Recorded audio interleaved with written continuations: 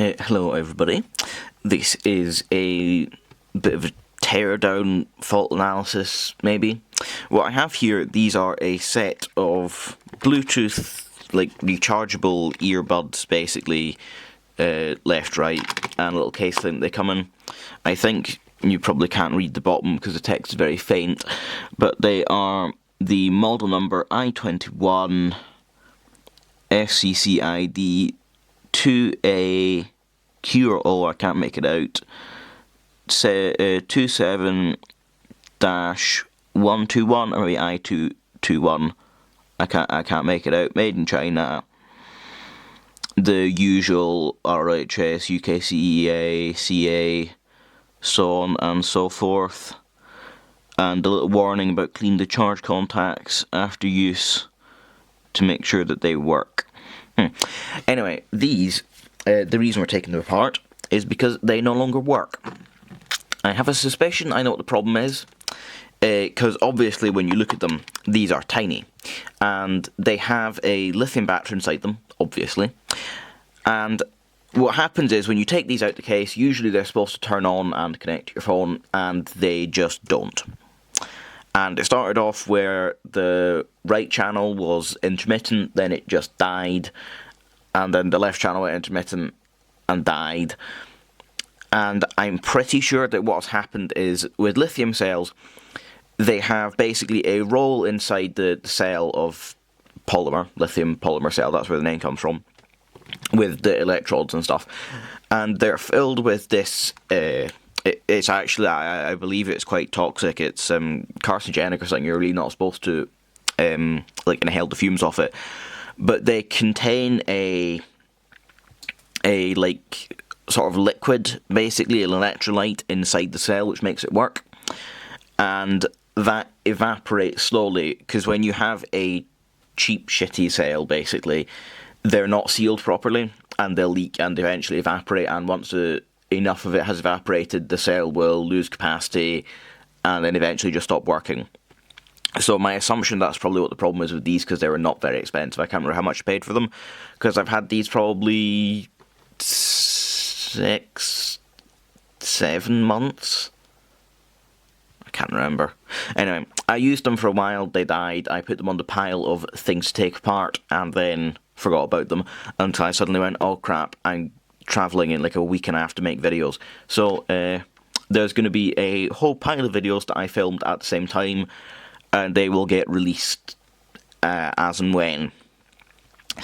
But yes, so taking these apart, I think we'll start probably with the charging case, because that's going to be the simplest, and then I'll take the actual earbuds themselves apart later, because that's going to be more difficult, I think. There's a rather obvious seam around the edge of this, which I think is probably where it's going to come apart. I'm probably going to cut though, because this is going to take a while and I suspect be quite loud. So, yes. One moment, I'll be back in a second. Okay, so the lid of this, I took that apart as well for completeness. There's nothing of interest in here, there's basically 2 magnets, that's it. The interesting part is here. Have a look and see what we've got inside. So there's nothing in there, okay. We then have, so this on the front will be the screen for the charge status. A couple more magnets to hold it shut. The battery is, I don't know if you can make it out, but the battery is underneath the circuit board. We have USB-C. We have an inductor, which will be, we have an inductor which will be something to do with the charge control, like the boosting the voltage for charge, or reducing it in this case perhaps. We have an IC IP5516. I will have a look and see what that one actually is. What else? There's not much. Okay, I'm going to take these screws out. Do I have a screwdriver to hand that I can use for that? Yes, I do. I have one here. Try taking these screws out and see what's on the other side of this board. I'm guessing they're probably won't be much.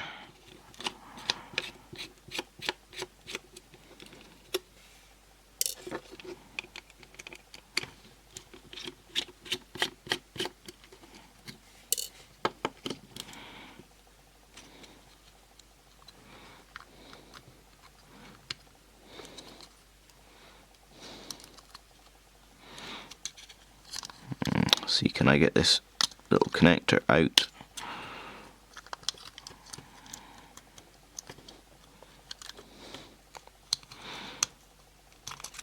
Oh, there we go. Yeah, that's gonna have to come out.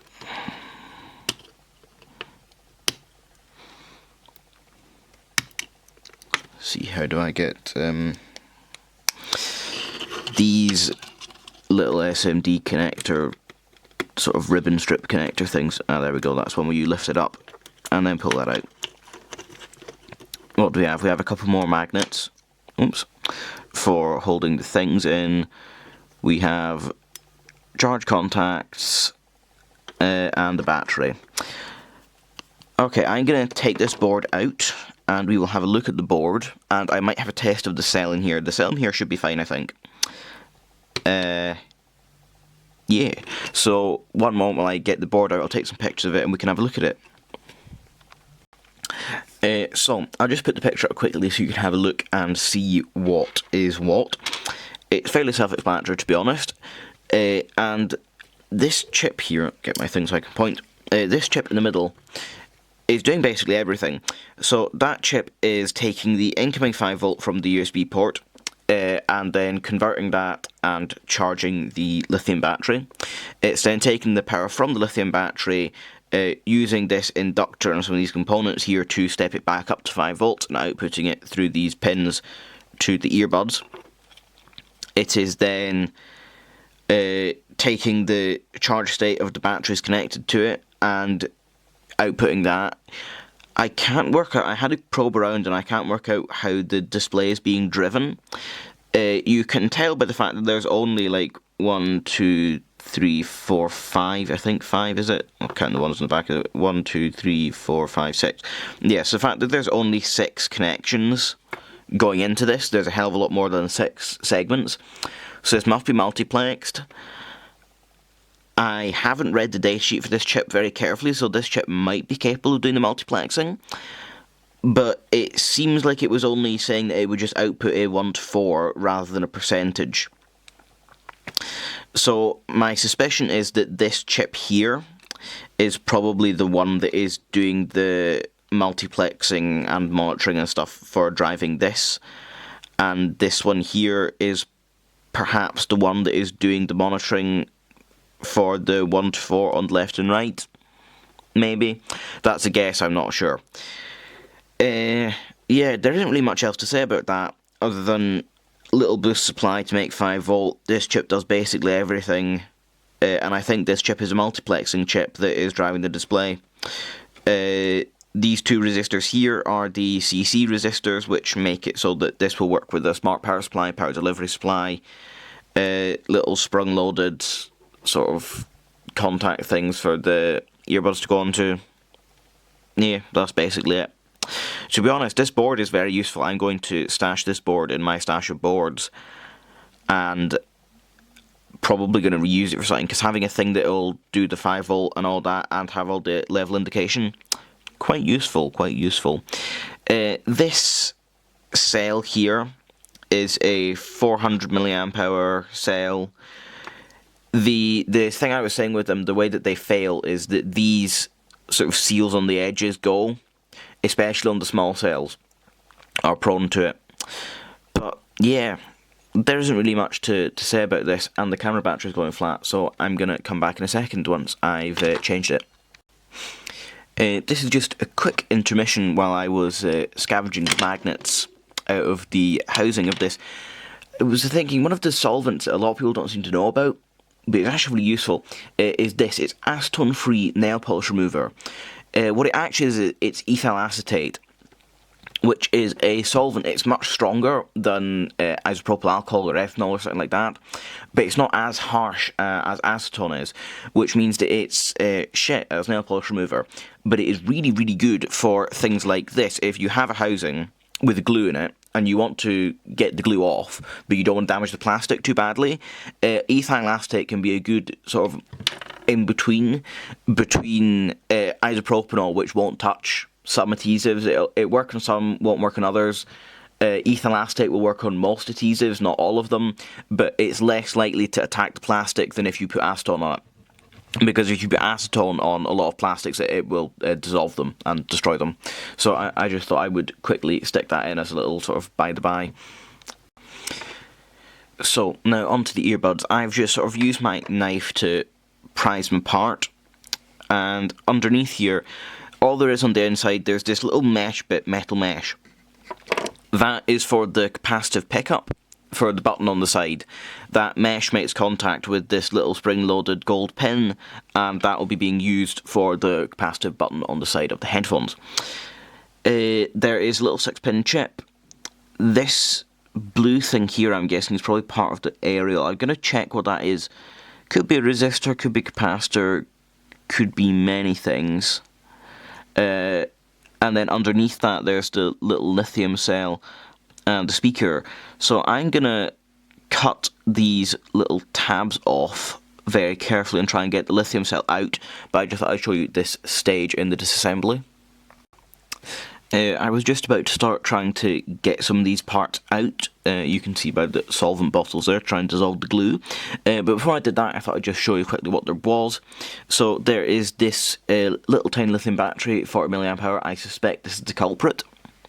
There is the speaker underneath that. This sort of round thing here. And then obviously there's a magnet, and up here are the charge contacts on the back. So I did a test. This cell is indeed bad. It's gone into something known as yo-yo mode, or various things depending on who you ask. But basically what that means is the cell voltage will slam between close to 0 and full. So as soon as I connect this to a charger, it will draw no current, it'll just immediately 4.2 volt. And as soon as I disconnect, it'll immediately drop back down to near 0. So this cell is screwed, which is why it wasn't working. With that out of the way, here is a picture of the PCB. There's not much to go over. We have here a 24 megahertz crystal oscillator. That little capture there is the microphone, and we have this chip here which does basically everything. There's a couple small passive components around it, diodes, a couple capacitors, resistors, that kind of thing.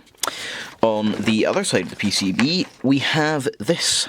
That bit there, it's hard to make it out, but that's a kind of little rubbery O-ring thing here, which was stuck around the hole in the board for where the microphone is, which is basically because they've covered the whole of this board in sort of silicon conformal coat stuff. I'm guessing for water resistance, probably. But anyway, that is there sort of like a dam so that you don't fill the microphone up, and that would stop it working.